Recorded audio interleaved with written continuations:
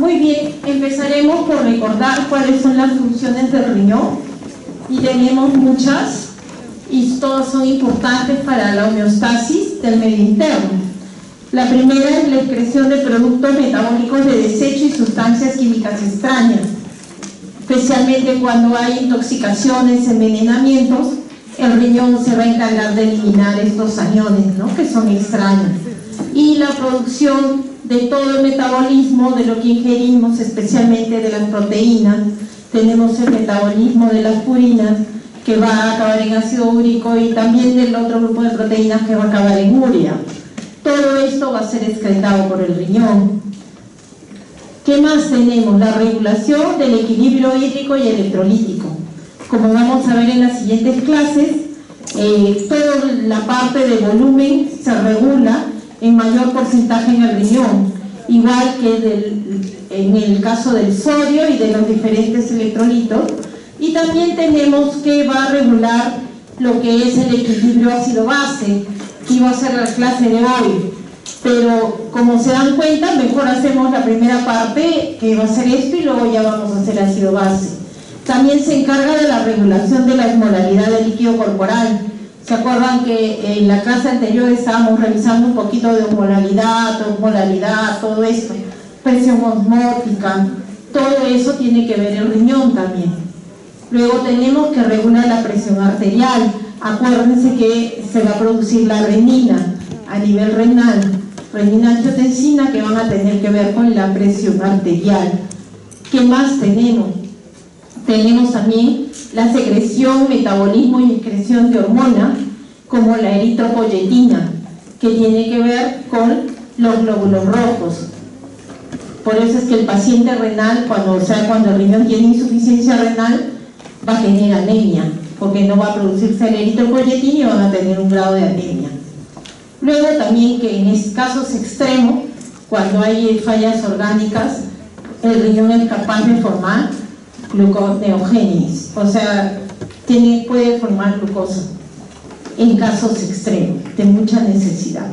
Como ven, las funciones son diferentes, todas van a tratar de funcionar en un engranaje para mantener el equilibrio, para mantener la homeostasis del medio interno. Eso es lo que hace el riñón. Muy bien, también hay otras funciones que son menos, por eso están en la siguiente lámina, pero miren, también tiene que ver con la fabricación de la sangre y los factores de coagulación, indirectamente, con la vida sexual, porque baja la libido cuando hay insuficiencia renal, y con el crecimiento. ¿Eso cuándo se hace evidente? Se hace evidente cuando la insuficiencia renal le da a los niños. Ustedes se acuerdan que había una serie en televisión donde era la vida en un barco, en un casino, y había un morenito siempre pequeñito, como un enanito. Ese personaje lo que era una persona ya adulta que tenía insuficiencia renal desde niño y no creció, y esa fue la consecuencia. Si nosotros fuéramos, alguna vez les va a tocar rotar en el hospital del niño, pásense por el lado de pediatría, por el lado de nefrología pediátrica, tienen una unidad renal que dializan. Entonces miren, ahí hay niños de talla baja. ¿Por qué? Porque se afecta la hormona del crecimiento también cuando hay insuficiencia renal. Y la renina, que ya hemos visto que sí estaba en la lámina anterior, que tiene que ver con el control de la presión arterial. Muy bien, ahora vamos a hablar de los responsables de hacer todas estas funciones, que son los riñones. Son órganos que están en un par en el organismo. Como ven en la figura, su ubicación es retroperitoneal, y si ven ustedes, el riñón derecho está ligeramente por debajo del riñón izquierdo, y esto es por su relación anatómica con el hígado, ¿ya? Más o menos se ubican al nivel de D12 y la lumbar tercera, ¿no? Es más o menos su ubicación. El peso aproximado es de 150 gramos cada uno, más o menos van a representar el 2% de todo el peso corporal, ambos riñones. Su tamaño va de 10 a 12 centímetros de largo por 5 a 6 de ancho y de 2 a 3 centímetros de profundidad. Puede ser semejante a un puño cerrado en cada persona. Si la persona es baja, su riñón va a ser un poquito más pequeño. Si es más alta, va a ser más grande, ¿no? Y la característica es que tiene la forma de una habichuela o de un frijol con una muesca en el medio, que es por donde se va a ubicar el ilio renal, que como vamos a ver va a estar formada por la arteria de la vena y la pelvis renal. Muy bien, ahora sí, miren, aquí está el sistema renal, los riñones, la vía urinaria, que está conformada por la pelvis renal, los uréteres, la vejiga, la uretra, y finalmente tenemos la relación con la arteria y la vena. Si nosotros cortáramos el riñón, como se ve en esta figura, ¿qué tenemos? Tenemos básicamente dos partes. Esta que es rosadita, que es lo que llamamos la corteza renal, y esta que se ve en forma de pirámide, que viene a ser la médula renal.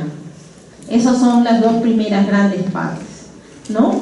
De ahí que tenemos, miren, hacia el lado de la muesca de la habichuela o del frijol, tenemos la arteria renal y la vena renal y la pelvis renal, ¿no? Esos tres elementos son parte del famoso ilio renal. ¿Qué cosa más tenemos que recordar? Que todo este riñón va a tener una cápsula renal, ¿no? Es una cápsula, pero además va a tener también la fascia de Gerota, ¿no? Que es como una grasita más que sostiene al riñón en el lugar que está ubicado. Si vamos más hacia adentro y vemos más en detalle, vamos a tener las famosas pirámides renales, que son parte de la médula y que acaban en una papila renal. ¿Por qué es importante la papila? Porque ahí se va a iniciar los cálices menores. La papila va a ser el conjunto de tubos colectores que van a desembocar en un cáliz menor, que luego formarán un cáliz mayor, según sea superior, medio, inferior, o sea, hay 3 cálices mayores, y que en su conjunto van a ir a desembocar a la pelvis renal. Eso es lo que tenemos, ¿no? Luego, entre cada pirámide existen las columnas renales, y todo esto de aquí, lo que van a jugar y toda la función que van a hacer es para formar orina y eliminar la orina con todos los productos de desecho que hemos mencionado. Siguiendo con la anatomía renal, lo que vamos a ver es un riñón partido a la mitad en una sección longitudinal. ¿Y qué ven? Lo mismo que ya hemos señalado: el ilio renal, la arteria renal, la vena renal, la pelvis renal y la médula renal, conformada por estas pirámides, y las columnas renales, o llamadas columnas de Bertini, ¿no? Que están entre cáliz menor y cáliz, entre los cálices menores. Finalmente cada uno forma el cáliz mayor y luego la pelvis renal, ¿no? Es lo mismo, solo para recordarnos. Y lo importante de la irrigación renal es que van en paralelo el ingreso de la sangre a través de las arterias y la salida a través de la vena renal. Siempre van acompañándose, como vamos a ver.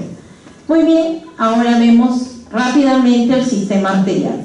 La arteria renal es una rama de la arteria aorta abdominal que va a ingresar por el hilo renal y se va a subdividir en diferentes grupos de arterias, ¿no? Tenemos las arterias segmentarias, todas las arterias segmentarias que van a ir al área que le corresponda, la superior hacia el lado superior, la anterior para la cara anterior, la inferior hacia abajo, y después todas estas arterias segmentarias van a caminar a lo que se llaman las arterias interlobares, y estas arterias interlobares o interlobulares también van a ir y van a irse dividiendo en microarterias que ven ustedes acá, que estas arterias son llamadas las arterias arcuatas o arciformes también, ¿no?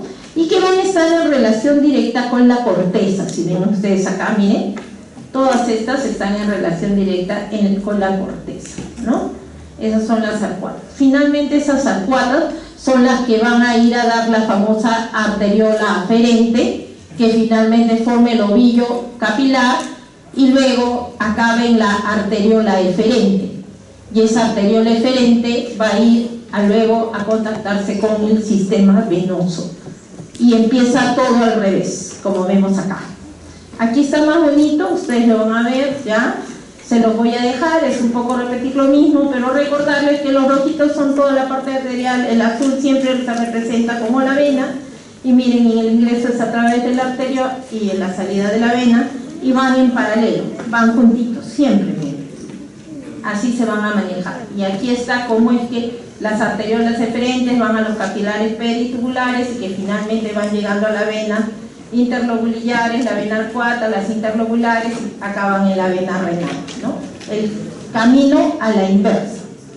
Muy bien, ahora que hemos visto digamos de lo macro a lo micro, vamos a entrar a lo que es la descripción de la unidad funcional del riñón. La unidad funcional del riñón es la nefrona. La nefrona está conformada por el ovillo glomerular y todo el sistema de los túbulos, hasta el túbulo colector, ¿no? Que va a irse, ¿dónde se va a ir?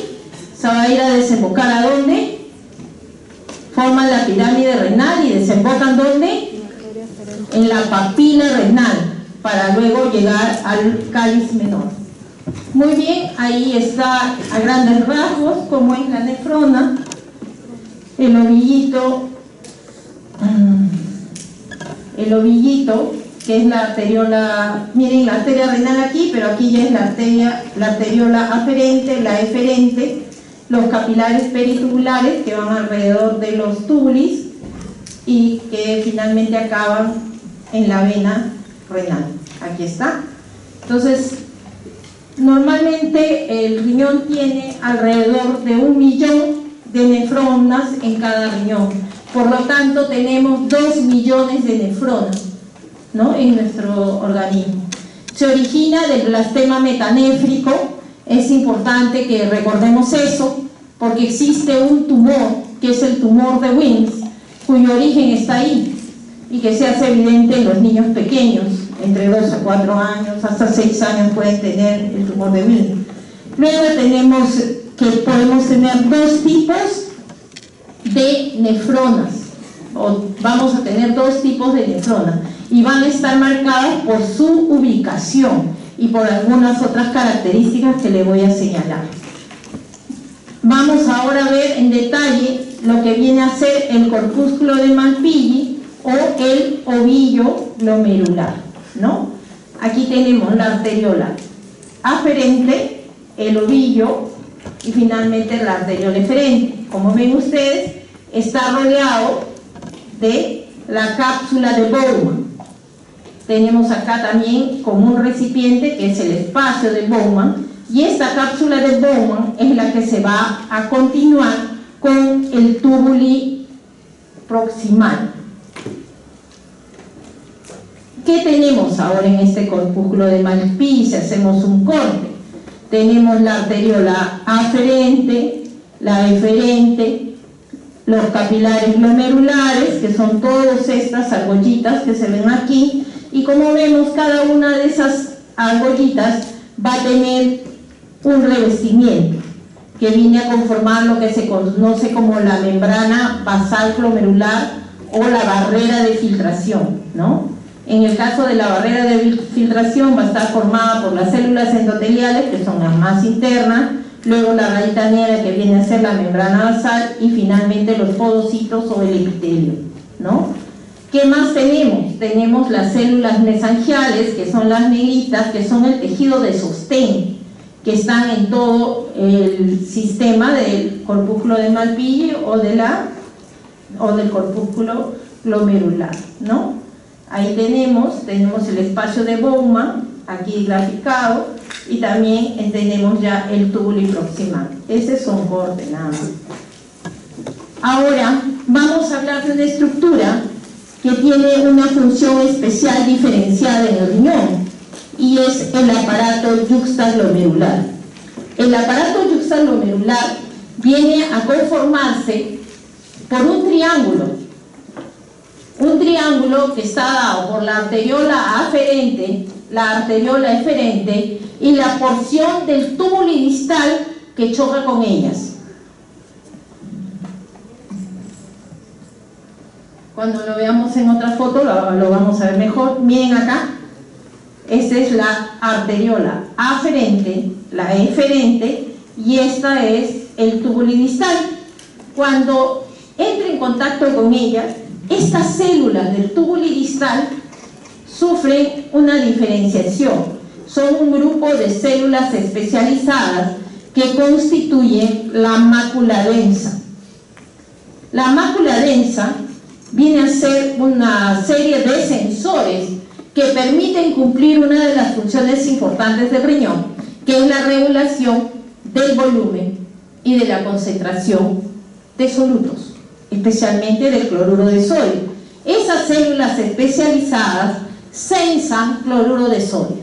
¿Cómo? Por decir, si un paciente se deshidrata o una persona se deshidrata, va a llegar menos cantidad de volumen al filtrado, por lo tanto cuando pasa a este nivel va a estar disminuida la cantidad, así como la cantidad del soluto. Eso va a ser sensado y estas células de la mácula densa van a mandar una orden para que se active la liberación de la renina de esta célula. La arteriola eferente es rica en las células yuxtaglomerulares, que son las que producen la renina. Entonces se va a activar un sistema para preservar la tasa de filtración glomerular y favorecer la reabsorción de cloruro de sodio a nivel del túbulo proximal y en todo el sistema tubular. De esa manera, para retornar al estado estable, para mantener el equilibrio. Otra vez, la arteriola eferente, como ven en la misma figura, también va a tener algunas células yuxtaglomerulares, pero la que más tiene es la arteriola eferente, que es la que va a ayudar a regular. ¿Por qué? Porque va a tener que aumentar la resistencia de la arteriola para tratar de preservar la tasa de filtración glomerular, o va a hacer dilatar, disminuir la resistencia para abrir, para que le llegue más flujo de sangre, de acuerdo a la necesidad. Y la mácula densa es un sensor para la disminución como para el exceso. Cuando aumenta el flujo, cuando aumenta la cantidad de cloruro de sodio que le llega, agarra y se desinhibe, deja de producir renina y empieza la eliminación a nivel renal para retornar al estado estable. O sea, en positivo o en negativo va a funcionar la mácula densa. Muy bien, ahora sí, después de haber visto el aparato yuxtaglomerular, nos vamos a ir a mirar los dos tipos de nefronas que existen, las corticales y las yuxtamedulares. Algunas literaturas van a decir que son 80 al 90% la cantidad de las nefronas corticales, que son las que están en la parte superior. Como ven, su característica de esta nefrona son que tienen el asa de Henle pequeña, y cuanto más llegan hasta lo que se conoce como la zona externa de la médula renal. Como ven acá ustedes, miren, muy pocas van a superar esto, y bueno, están formadas igual por la arteriola eferente, el ovillo glomerular y sus túbulos, ¿no?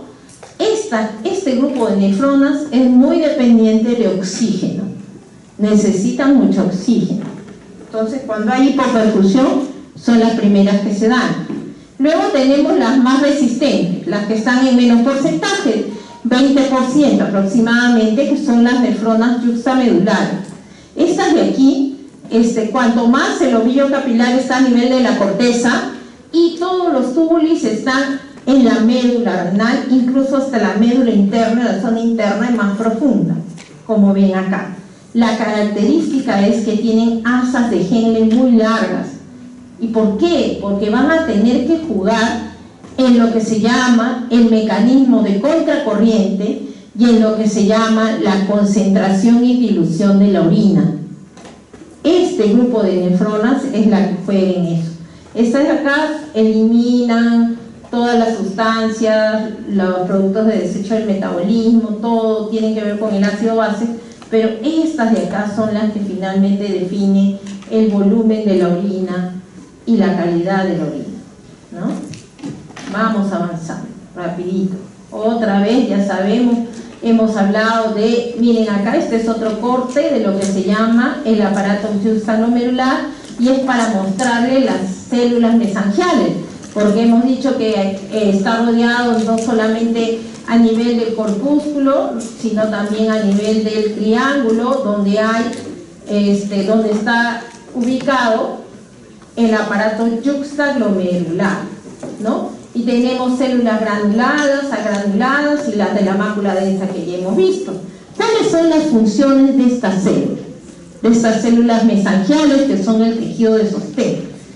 Generalmente la más importante es que es contráctil, funciona como un elástico. Filamentos de actina y miacina que regulan el coeficiente de ultrafiltración. ¿Se acuerdan que el ovillo glomerular está formado por los vasos sanguíneos y va a tener también poros, como vamos a ver más adelante al describir la barrera de filtración? Entonces, cuando el elástico está tenso, los huequitos se van a abrir más. Por lo tanto, existe la posibilidad de pérdida de algunos saludos, incluidos las proteínas, cuando sucede esto. Los huecos están más abiertos, el colador está más abierto, pasan más sustancias. Entonces, ahí es donde se ve la función de estas células mesangiales. Hoy en día, si tenemos proteinurias que no están en rango nefrótico, vamos a usar inhibidores de la enzima convertidora de angiotensina o antagonistas de los receptores de angiotensina, que son conocidos como los ARA, que son antihipertensivos normalmente, para buscar el relajamiento de las células mesangiales que funcionan como un elástico, que tienen una función contráctil, y de esa manera disminuir esas proteinurias que son pequeñas pero que están ya en rango patológico.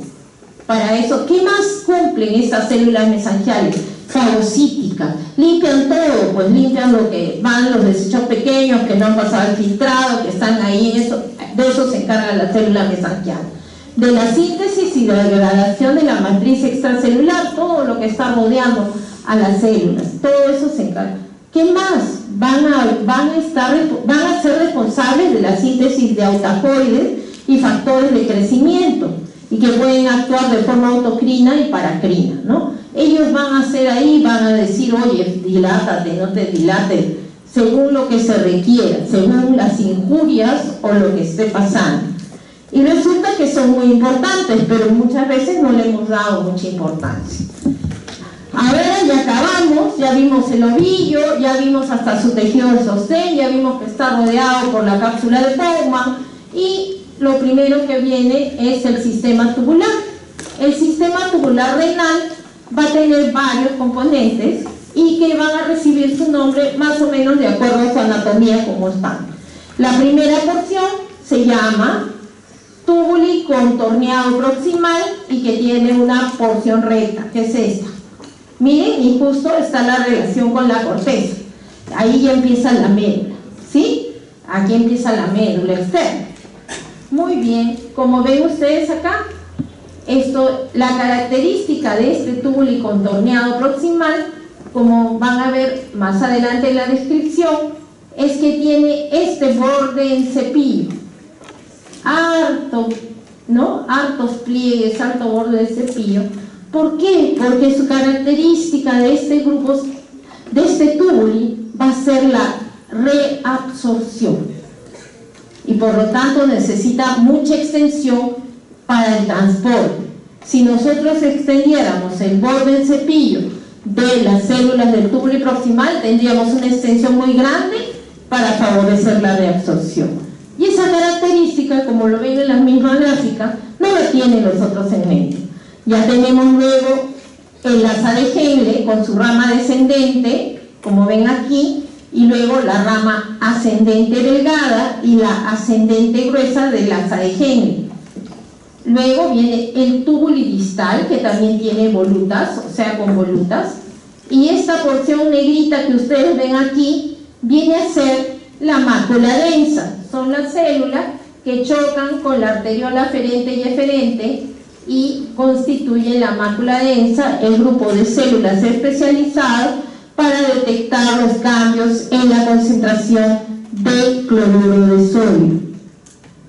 Después del túbulo distal avanzamos y entramos a lo que es el túbulo colector, y este túbulo colector va a irse, primero son secundarios y luego va a ir a desembocar en un primario, que finalmente el primario va a ir a desembocar en la papila renal, ¿no? Como ven ustedes, y las células están acá. El del distal, miren su borde muy pequeño, el colector casi nada porque actúa con otros mecanismos.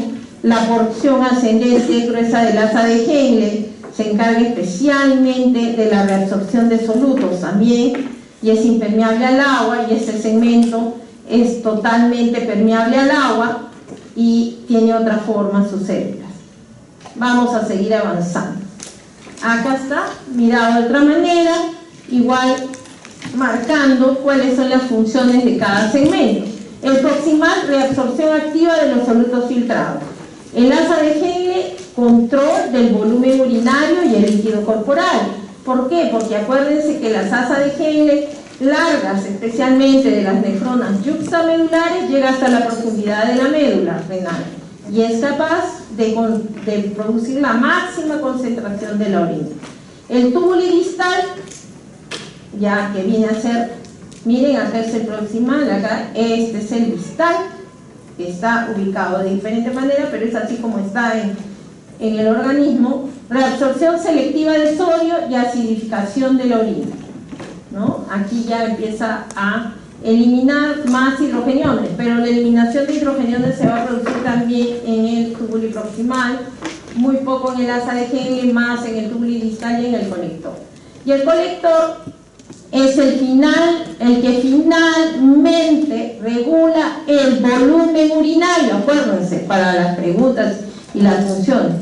¿Por qué? Porque bajo acción de antidiurética va a producir la máxima reabsorción y vamos a tener una pequeña cantidad de volumen urinario. ¿Cuánto es lo normal? ¿Cuánto es lo normal del volumen urinario por día? ¿Cuánto orinamos? Fuerte, a ver. 1400 mililitros, dicen acá. ¿Están de acuerdo todos? No, dicen por acá. A ver, ¿cuánto creen que debe ser? ¿Ah?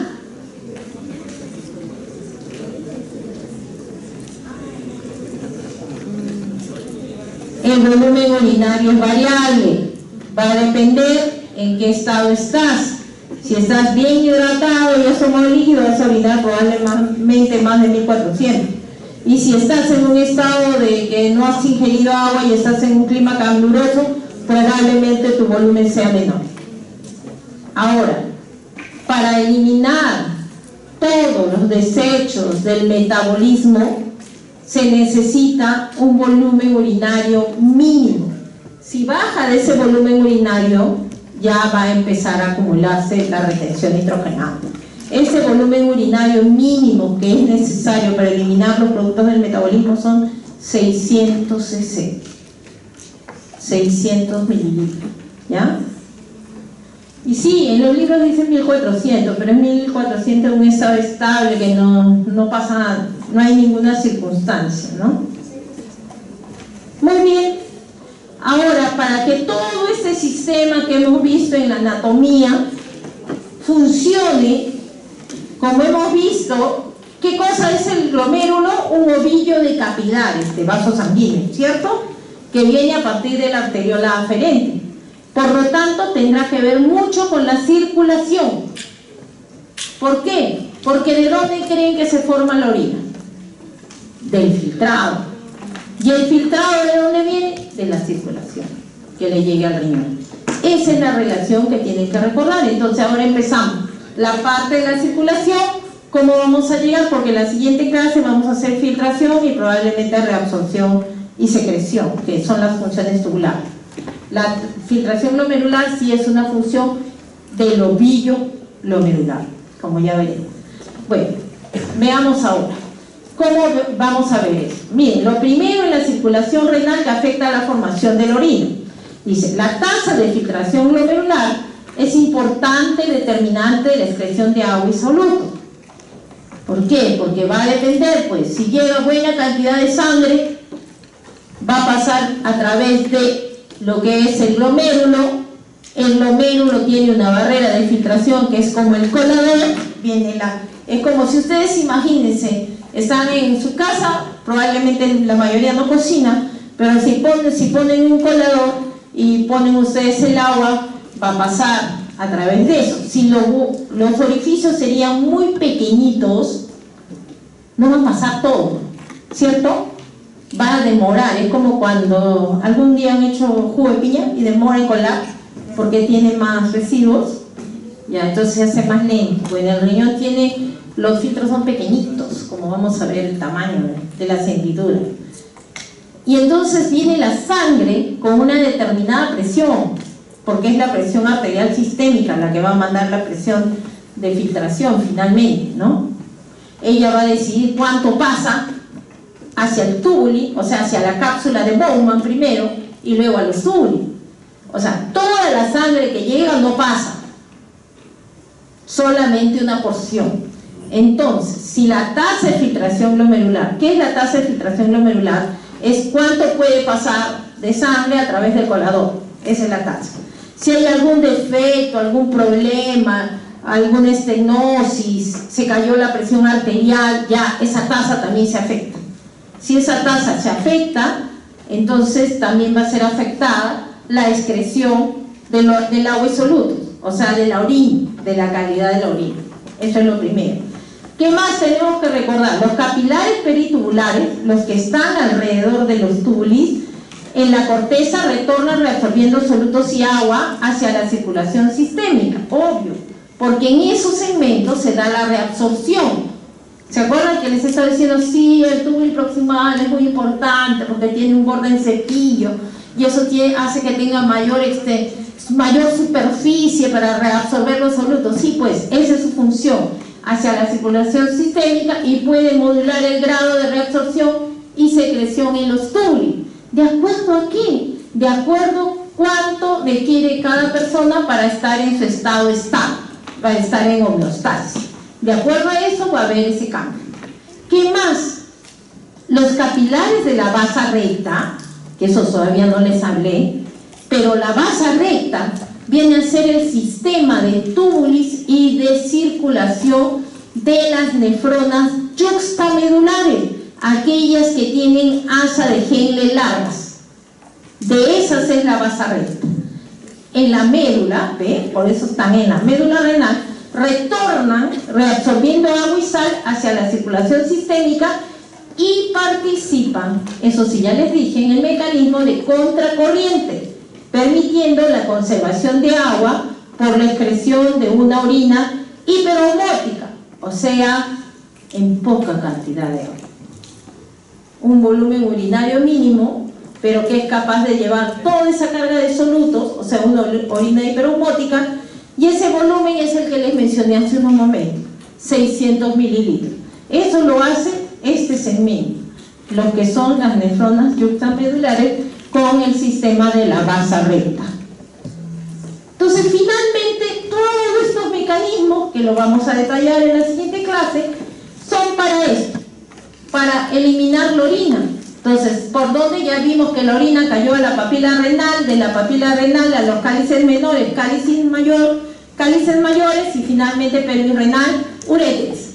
¿Dónde desembocan los uréteres? Con la orina ya filtrada, ¿no? Con el ultrafiltrado que ya se volvió orina, en la vejiga.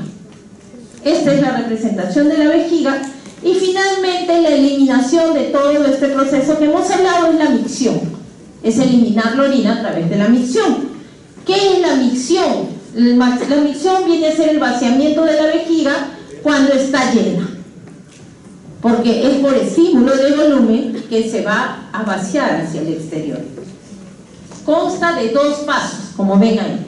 La vejiga se llena progresivamente, poco a poco, hasta que la tensión en sus paredes aumenta, supera un umbral y le manda el mensaje a nivel central y le dice ya, ábrete esfínter para sacar la pila. 2. El reflejo miccional, que es el que vacía la vejiga. Si falla, al menos provoca un deseo de orinar.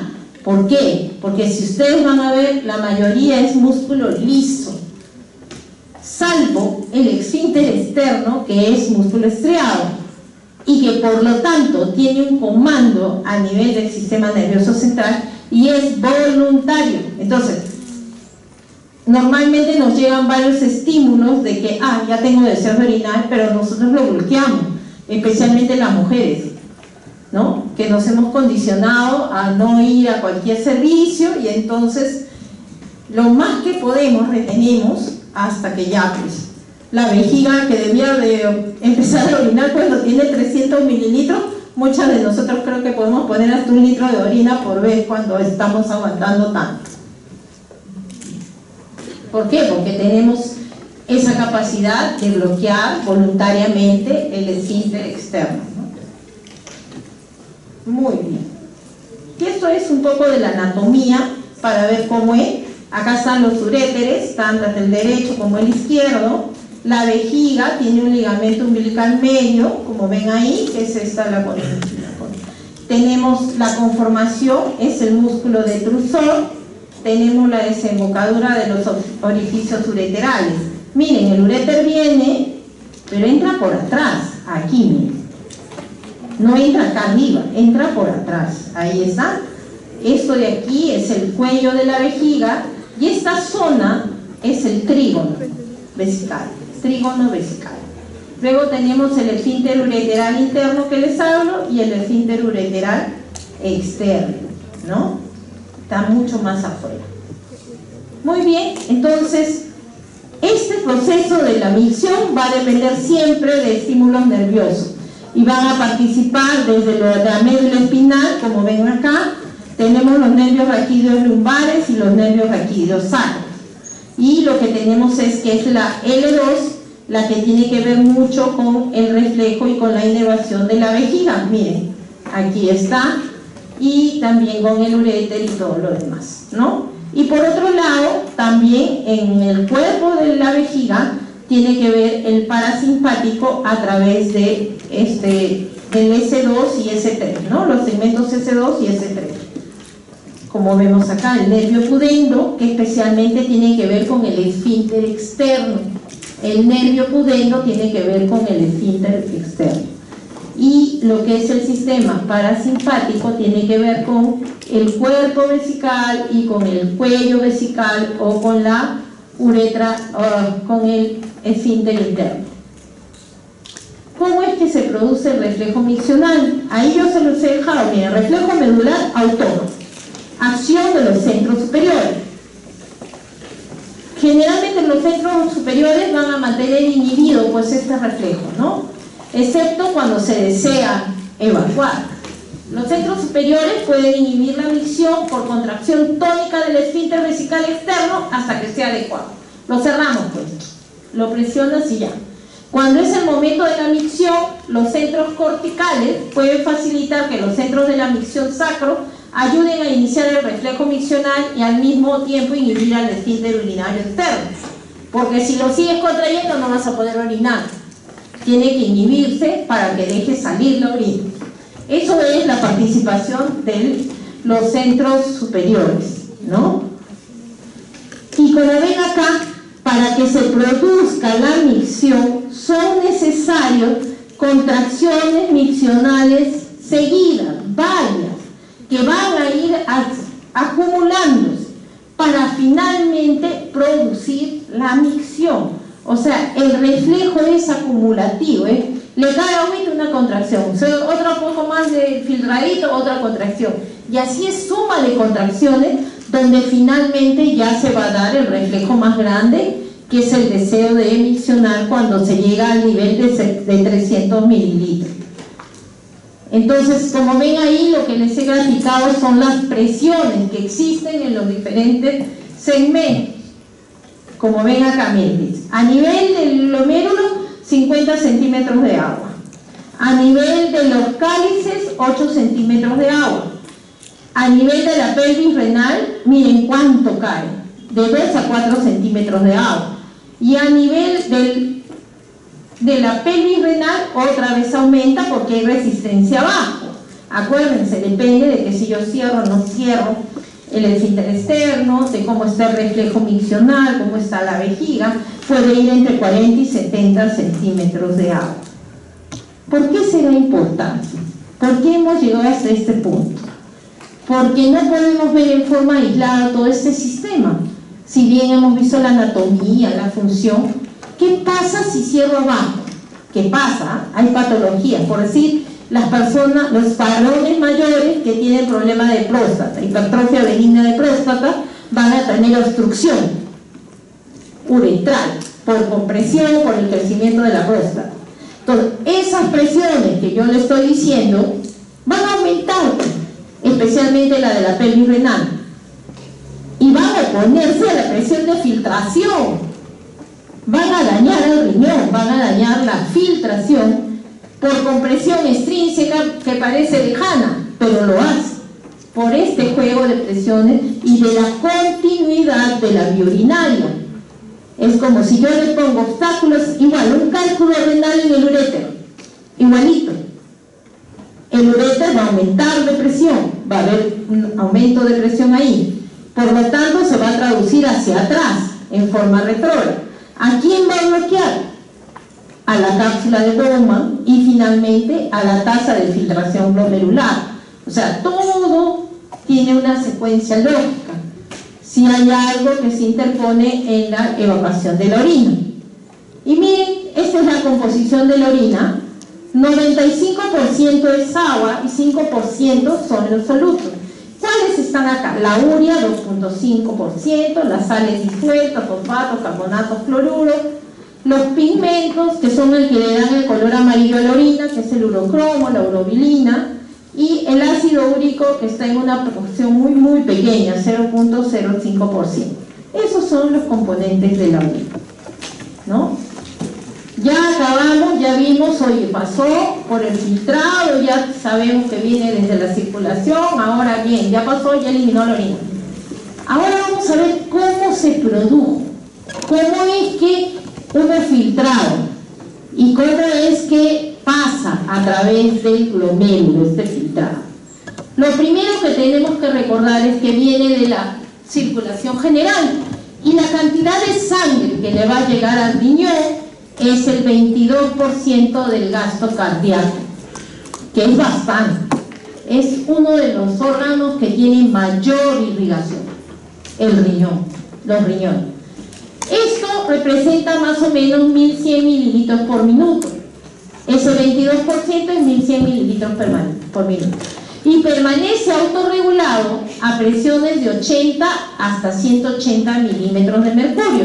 Ese es un fenómeno para mejorar la tasa de filtración glomerular o para mantenerla estable, que va a proteger de que no haya grandes cambios, así hayan picos de presión alta o de presión baja. En esos niveles él lo regula. ¿Qué más tenemos? De todo este flujo sanguíneo renal, la corteza recibe el 90%, por eso les decía, esas nefronas corticales son las que van a sufrir mayor daño cuando no haya una buena perfusión, una buena llegada de sangre, porque son las que reciben el 90% de la sangre. La médula renal va a recibir el 10%, incluso de ese 10%, la parte más profunda, que es la médula interna, recibe menos porcentaje.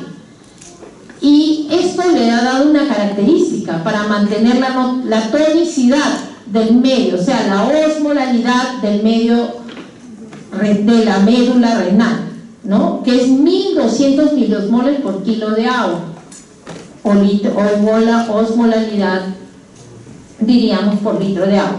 Y esa es la máxima concentración urinaria cuando llega a esos, cuando se puede mantener la tonicidad en la profundidad de la médula a 1200. 20% del volumen plasmático, o sea, de toda la sangre que entró por la arteriola aferente, solo logra pasar como filtrado el 20%. El 80% se regresa por la arteriola eferente. Eso es lo que tienen que ver. Y hay una pregunta que incluso, bueno, ahora recuerden, pero en el ENAM también la hacen. ¿Cuánto es la fracción de filtración renal? Si yo les he dicho eso, ¿cuánta es la fracción de filtración? ¿No?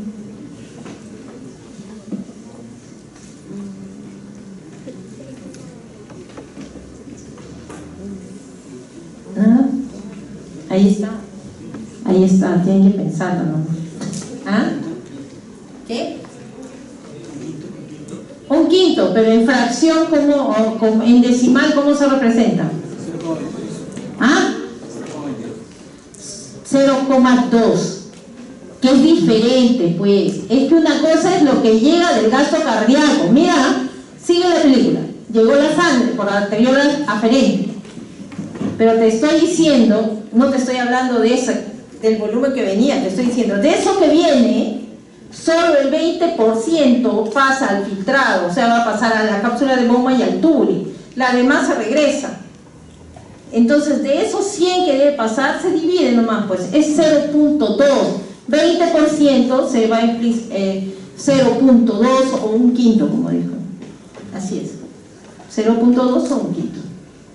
Eso es la fracción de filtración, o sea, solo de todo lo que llegó, de ese 22% que llegó, solo pasó el 0.2 o el 20% o un quinto, y lo demás retornó por la arteriola deferente. Pero ese poquito que pasa, como van a ver, va a representar un gran volumen en las 24 horas. Entonces acá son una serie de términos para un poquito entender, porque así están los libros de fisiología, ¿no? Flujo sanguíneo renal total quiere decir que es la sangre con plasma y con glóbulo rojo. Eso es flujo sanguíneo renal total. Flujo sanguíneo renal efectivo viene a ser cuando solamente tomamos en cuenta el flujo plasmático, sin glóbulo rojo.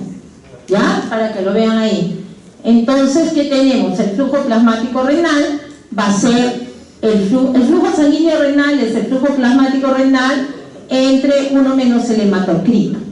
Y hemos dicho que la fracción de filtración viene a ser el filtrado glomerular entre el flujo plasmático renal, y esto es 0.2, que es lo que les dije. 0.2 nomás pasa. Eso es lo que representa. Ahora, también tenemos cómo es que se hace lo del flujo sanguíneo renal. Miren, acá está la presión aórtica, menos la presión en la vena renal, la resistencia vascular renal, todo, o sea, ya se midieron.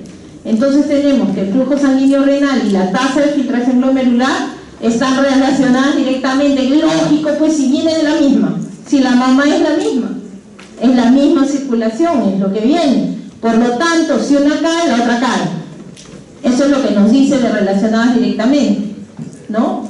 Obviamente. Ahora, ¿qué más nos dice? Miren, la presión hidrostática capilar depende de la presión arterial y del flujo sanguíneo renal. Claro, ¿cuánta presión hay y cuánto volumen llega? De eso depende. Los mecanismos que aumentan o reducen la tasa de filtración glomerular según se modifique el flujo renal. Claro, porque si me llega poco voy a cerrar para ver si puedo mantener la tasa de filtración glomerular. ¿Por qué? Porque la reina de todo el funcionamiento renal es la tasa de filtración glomerular. Todos los mecanismos van a jugar para mantener esa tasa de filtración glomerular estable. La contractilidad de las arteriolas, los autacoides, todos van a jugar para lo mismo. Hasta el túbulo y todos van a tratar de hacer.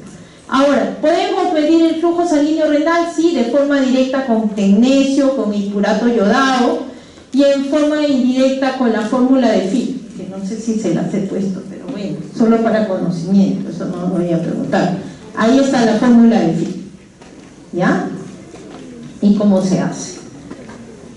Bueno, finalmente que ya hemos visto todo esto que depende, ya sabemos, de la circulación general, del 22% del gasto cardíaco que llega al riñón, y finalmente depende de cuánta presión arterial hay, que esté en lo normal, y cuánto volumen sanguíneo llega. ¿Qué vamos a ver ahora? ¿Cuáles son los determinantes del flujo sanguíneo renal? ¿Qué cosa tenemos? Lo primero, la gradiente de presión. ¿Cuánto de presión arterial hay en la arteria renal y cuánto de presión en la vena renal? ¿Se acuerdan que son sistemas interconectados? Uno sigue al otro, pero obviamente en el lado venoso baja la presión, baja la resistencia. Entonces, lo primero que tenemos para un determinante del flujo sanguíneo renal es la famosa autorregulación. ¿Qué dice la autorregulación? Es una hipótesis miogénica y de feedback tubuliglomerular. ¿Qué dice? Cuando a nivel del tubuli sense que está llegando poco volumen, le va a mandar una orden y se ha caído la presión y le va a decir a la autorregulación: oye, se están cambiando los valores de la presión, mantente atento para que regules la entrada en la arteriola, cierras un poquito, lo abras según se necesite. Y esa estabilidad, dice la teoría, dice la autorregulación, que se mantiene así la presión arterial caiga a 80 milímetros de mercurio o aumente tanto como 180 milímetros de mercurio. Si las presiones están a esos niveles, no se modifica la tasa de filtración glomerular por este mecanismo, que aumenta la resistencia vascular total o porque es capaz de disminuir la resistencia o aumentar la resistencia a ese nivel, y de esa manera va a mantener que no cambie la tasa de filtración glomerular. Si esa resistencia vascular total, que puede pasar en algunos casos, pónganse como sangrados masivos, aumenta, entonces disminuye el flujo sanguíneo renal, porque todo se ha cerrado, pues para evitar de que no siga perdiendo y que esté en shock, todo se cierra, todo se contrae, las resistencias aumentan. Por lo tanto, si cae y disminuye el flujo sanguíneo renal, por supuesto, ahí sí se va a afectar la tasa de filtración glomerular. ¿Qué más tenemos? Factores nerviosos, la inervación simpática y la inervación dopaminérgica. Claro, porque ellos también van a jugar a nivel de las arteriolas, de la resistencia de las arteriolas. También hay factores humorales sistémicos, como la catecolamina, la angiotensina 2, la vasopresina, que van a favorecer la resistencia y el incremento de la presión arterial. Estos factores humorales sistémicos, que normalmente son de producción endógena, ante estados patológicos como el shock, van a ser lo que vamos a usar como fármaco para mantener la presión arterial. Eso es lo que vamos a usar. Y también hay factores locales como los prostanoides, el óxido nítrico, la bradiquinina y la endotelina 1.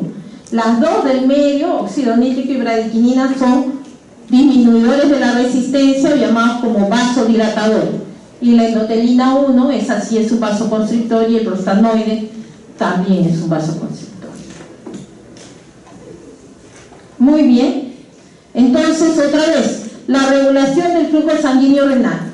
Regulan la presión hidrostática glomerular, porque depende de eso, y la presión coloidosmótica del capilar glomerular, que van a poder ser influenciadas por estos sistemas que hemos visto en la lámina anterior, que son el sistema nervioso simpático, las hormonas y los autacoides, como les venía diciendo. Como les dije desde hace rato, el objetivo es mantener la tasa de filtración glomerular. La reina de todo este juego es la tasa de filtración glomerular. La activación del simpático va a producir la vasoconstricción de las arteriolas, o sea, va a aumentar la resistencia, disminuyen el flujo sanguíneo renal y el filtrado glomerular.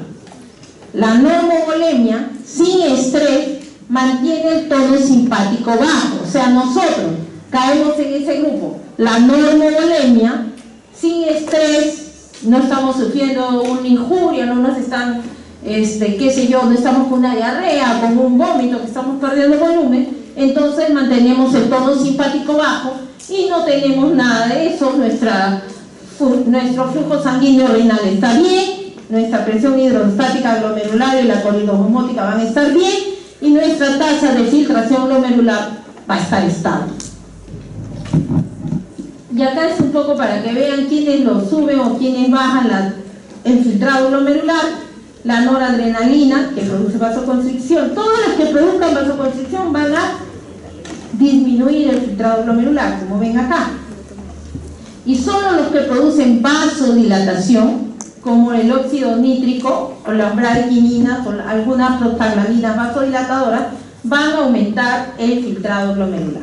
La angiotensina 2, como ven ahí, tiene una flecha como que fuera de ida y vuelta, pero es que ¿saben qué hace angiotensina 2? En el primer momento produce vasoconstricción de la arteriola eferente de la salida. Entonces, si viene el flujo y tienen por decirte, látex, ¿conocen el látex? El tubo de látex, o un tubo ya, el del estetoscopio, pongamos ya para poner, y le hacen huecos en un lado y lo conectan a un caño para que venga un flujo determinado, va a salir agua por los huequitos, ¿no es cierto? Eso es como si ese fuera el ovillo glomerular y el agua que cae hacia abajo, de abajo es la cápsula de Bowman, algo así para que se imaginen. Y la salida donde ya no tengamos los huequitos, lo que sigue en el tubito del estetoscopio va a ser la arteriola eferente. Si yo agarro y le pongo ahí una resistencia, o sea, lo ajusto, lo cierro, ¿qué va a pasar? ¿Qué va a pasar con el agua que está viniendo? Va a aumentar, ¿no es cierto? Va a aumentar su salida hacia abajo, porque si lo estoy cerrando acá, ¿por dónde se va a salir? Por donde están los huequitos.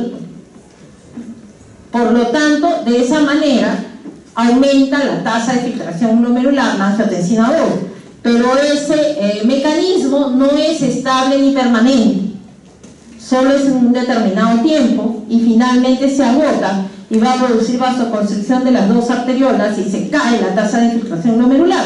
Por eso es que siempre van a tener esa figura en angiotensina 2. En un primer momento preserva la tasa de filtración glomerular porque hace vasoconstricción o aumento de la resistencia de la arteriola eferente, de la salida. Por lo tanto, en el primer momento aumenta la tasa de filtración glomerular. Y por eso es el mecanismo que dicen que los pacientes que toman antihipertensivos como captopril, enalapril, o quinalapril, que son inhibidores de la enzima convertidora de angiotensina, o los sartanes, o los sartán, valsartán, todos los que se les ocurra, van a producir mayor deterioro de la función renal, porque justamente producen eso, bloquean la vasoconstricción del eferente. Entonces, si se cae más la tasa de filtración glomerular. Bueno, ¿qué más juega? Juegan los mecanismos reguladores como la respuesta miogénica vascular renal, que es esa capacidad de aumentar o disminuir la resistencia de acuerdo a lo que esté pasando. El sistema de retroalimentación tubuloglomerular a través de la mácula densa. ¿Se acuerdan? La mácula densa que la hemos visto en el aparato yuxtaglomerular, esa que sensa cloruro de sodio, y como sensa ese cloruro de sodio, le va a mandar la orden a la arteriola aferente, le va a decir: disminuye tu resistencia porque necesito que entre más agua, más sangre. Las células yuxtaglomerulares que están en la arteriola aferente, que está chocando con este triángulo, van a decir a la renina angiotensina: oye, aumenta tu resistencia de la arteriola eferente. ¿Por qué? Porque le va a decir: quiero que la tasa de filtración glomerular se mantenga. Así que por favor, todo ese mecanismo va a ponerse en marcha para eso, para mantener la tasa de filtración glomerular. Y como ven, ya resumimos. ¿Y quiénes regulan? El sistema renina-angiotensina, como está ahí, el sistema quinina-calicreína, las prostaglandinas, la endotelina, el óxido nítrico y la actividad neural de las terminaciones nerviosas renales. Con todo eso que hemos descrito antes, finalmente se reduce en que estos son sus mecanismos reguladores. Y aquí está cómo es la autorregulación, de lo que hablábamos. ¿Se acuerdan? ¿Qué les dije? Los cambios de la presión de perfusión renal, así sea baja, de 80 hasta 180, no afectan al rango regulatorio, porque se va a autorregular, como con la función miogénica de la arteriola aferente y eferente, en esa capacidad que tiene de poderse abrir o cerrar ante el estímulo que se necesite, sangre o le sobresangre. Esto es lo mismo. ¿Cuál es la porción donde se da la autorregulación? y tenemos que el mecanismo de retroalimentación de la mácula densa y la autorregulación de la presión hidrostática glomerular tienen que ver con el filtrado glomerular, y esto es lo que pasa.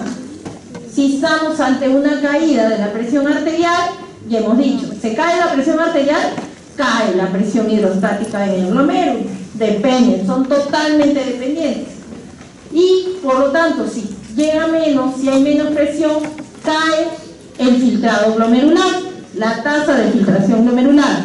Eso cuando pasa el túbuli lo sensa la mácula densa como una caída de cloruro de sodio. ¿Y qué hace la mácula densa?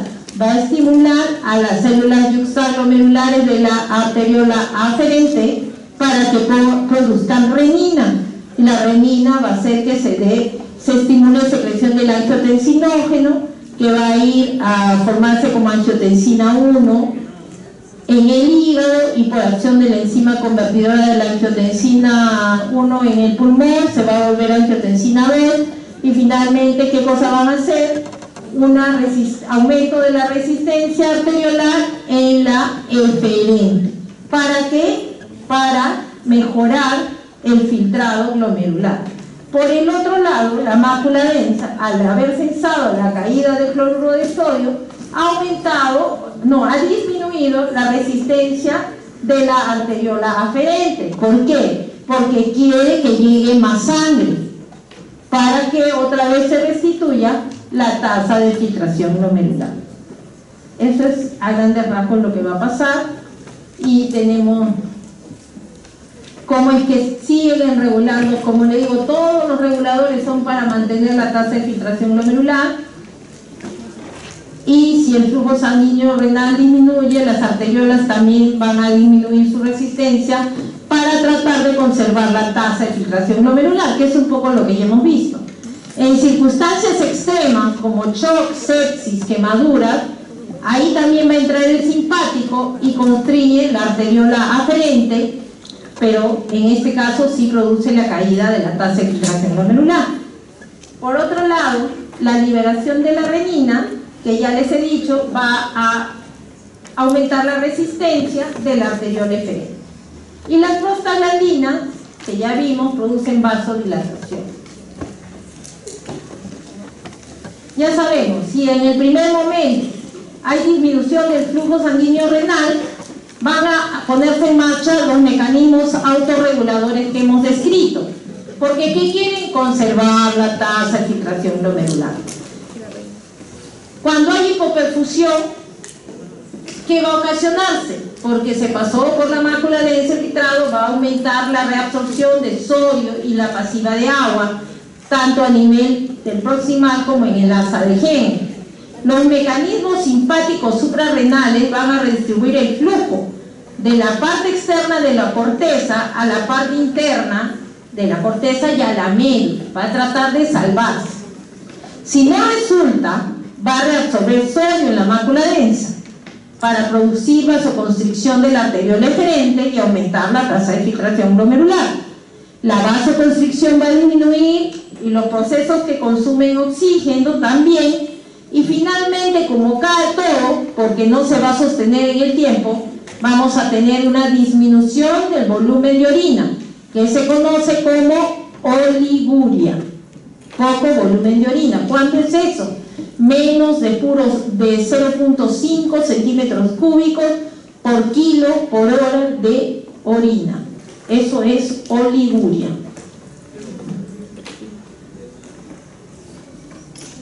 Estos son cómo se mide el flujo plasmático renal efectivo. Como vimos, como ustedes no, pero los requisitos para medir tiene que ser que la sustancia sea completamente excretada, que no tenga efecto sobre el flujo sanguíneo renal y que no presente síntesis ni metabolismo renal, o sea que no se reabsorba ni se secrete. ¿Qué sustancias pueden ser? El paraminoipurato y el yodo hipurato. Eso ya lo hemos visto. El aparato yuxtaglomerular Ya hemos visto las células de las masas de la mácula densa, las laminales o yuxtamedulares. Nos faltarían las células de lasis, nada más, que están aquí, ¿no? Aquí tenemos estas, que son las células mesangiales. Acá tenemos las yuxtaglomerulares, las verdecitas gorditas. Y las células de lasis se supone que están ahí metidas entre las células mesangiales. Se cree que tienen una función de sostén. Ahí están cuáles son sus funciones, lo mismo, encargado de la retroalimentación tubuloglomerular y del balance glomérulo-tubular, ¿no? Se regula. Si le llega más, entonces va a ser la prealimentación positiva. Si le llega menos, va a tratar de que todo se reabsorba para tratar de regresar al estado estable. Ahora, como estamos en este sistema del aparato yuxtaglomerular, vamos a hablar rapidito de lo que es el sistema renina-angiotensina-aldosterona, ¿no? ¿Se acuerdan que vimos que la renina se producía en las células yuxtaglomerulares de la arteriola aferente? Bueno, esta de aquí va a ir, y estas células van a producir renina. ¿Qué hace la renina? La renina tiene que ver con la vasoconstricción de las arterias para tratar de regular la presión arterial. O sea, ¿qué produce? Vasoconstricción. Por lo tanto, ¿qué hace? Aumenta la presión arterial, aumenta la renina. Pero también ellas tienen que estimular al angiotensinógeno, ¿no? La renina hace que haya angiotensinógeno. El angiotensinógeno va a venir del hígado y va a ir como angiotensina 1 por el medio de la enzima de conversión que está en el pulmón, angiotensina 2. La angiotensina 2 es la sustancia que va a producir la vasoconstricción, pero no es solo a nivel renal, es a nivel sistémico también, pero básicamente a nivel renal va a producir vasoconstricción de la arteriola eferente, ¿no? Como ven acá, es lo mismo. ¿Cómo es que se activa? Cuando disminuye la perfusión, llega menos sangre. Acá está, digamos, la porción de la mácula densa que produce la célula de la arteriola aferente y ya se cumple todo. Y también, cuando hay hipoperfusión, la corteza suprarrenal, después que se produce angiotensina y todo, va a hacer que se produzca la aldosterona en la glándula suprarrenal. La corteza suprarrenal va a secretar aldosterona. ¿Y aldosterona qué hace a nivel renal? A nivel renal reabsorbe sodio en el túbulo distal y secreta potasio. Eso hace aldosterona.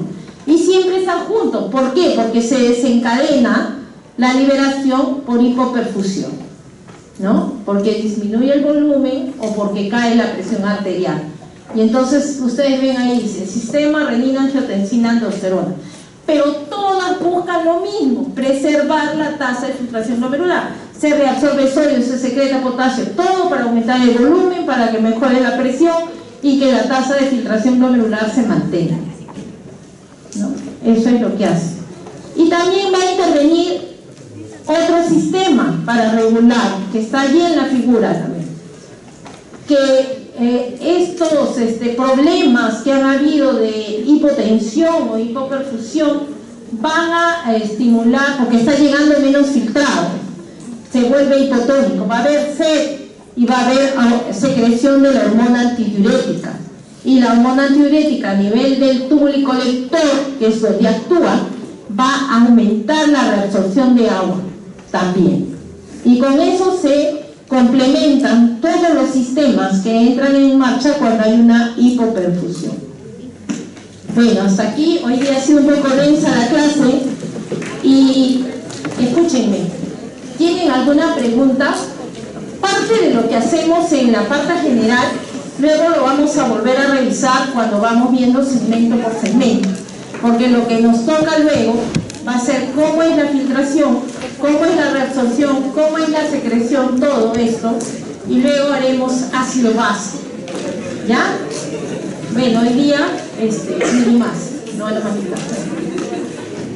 Ya, entonces el viernes nos vemos para seguir con filtración, ¿ya? revisen para que entiendan. Si logran entender ahora, les va a servir para toda la vida, para todo el ejercicio de la medicina. Ustedes